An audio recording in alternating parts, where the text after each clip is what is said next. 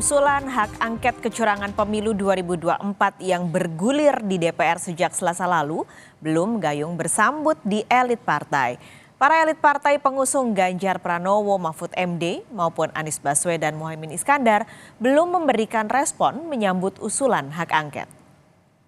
Mau mengoptimalkan pengawasan fungsi komisi atau interpelasi atau angket ataupun apapun supaya pemilu ke depan, kualitas pemilu ke depan itu harus ada hal-hal yang dilakukan dengan koreksi. Sepanjang pemilu yang saya ikuti semenjak 99, saya belum pernah melihat ada sebuah proses pemilu yang sebrutal dan semenyakitkan ini. Saya mendukung hak angket ini kita lakukan semata.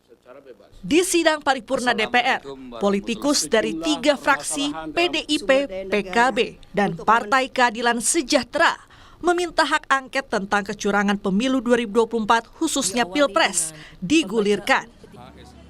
Dan ujung hak angket dijamin tak untuk memakzulkan Presiden Joko Widodo. Setelah kalangan rohaniwan, kalangan budayawan, kalangan intelektual rektor bereaksi, masa DPR-nya diam?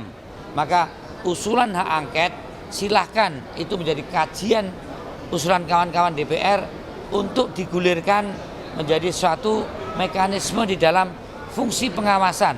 Tidak ada urusan angket dengan pemakzulan.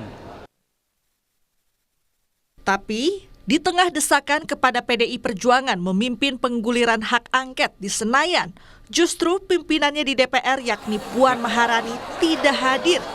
Tak cuma Puan yang ketua DPR, Ketua Umum PKB yang juga Wakil Ketua DPR Muhaimin Iskandar juga tak hadir di sidang perdana pasca pemungutan suara 2024. Dinamika politik setelah sidang paripurna juga belum menunjukkan geliat kekompakan para elit partai yang sebelumnya berjanji menggulirkan hak angket. Nasdem punya cara sendiri menggulirkan hak angket. Setelah 20 Maret, setelah kita betapapun menghormati penghitungan KPU ini, penyelenggaraan pemilu. Tolong garis bawahi, tanpa PDI pun Nasdem akan mengambil jalan atau akan mengangkat. Sementara Partai Persatuan Pembangunan atau P3 tak janji, meski kawan koalisi Pilpresnya PDIP menggulirkan hak angket. Hak angket itu hak politik. Ada hak menyatakan pendapat, hak angket, dan hak interpelasi. Pilihan ini kan belum ditentukan mana yang diambil. Kan belum. Fraksi-fraksi juga belum bersikap. Kami pun belum melakukan rapat internal. Insya Allah dalam waktu dekat akan kita kabari kalau sudah bersikap.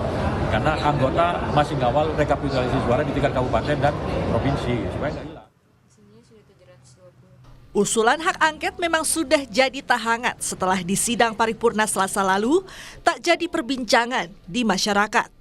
Meski demikian, analis politik Universitas Islam Negeri Syarif Hidayatullah yakin pernyataan 3 politikus di sidang paripurna jadi momentum keseriusan politikus DPR menggulirkan hak angket. Maka satu-satunya cara untuk melihat apakah hak angket ini serius atau tidak digulirkan oleh teman-teman fraksi di DPR adalah segera mengusulkan ini kepada pimpinan DPR. Tanpa itu semua ya saya kira memang publik menilai ini hanya sebatas alat bargain position, hanya sebatas omongan-omongan politik yang saya kira memang validasi keseriusannya itu perlu dipertanyakan. Apalagi yang perlu ditunggu. Setelah ada suara usulan hak angket dari para anggota partai, kini yang giliran ditunggu adalah suara para petinggi partai.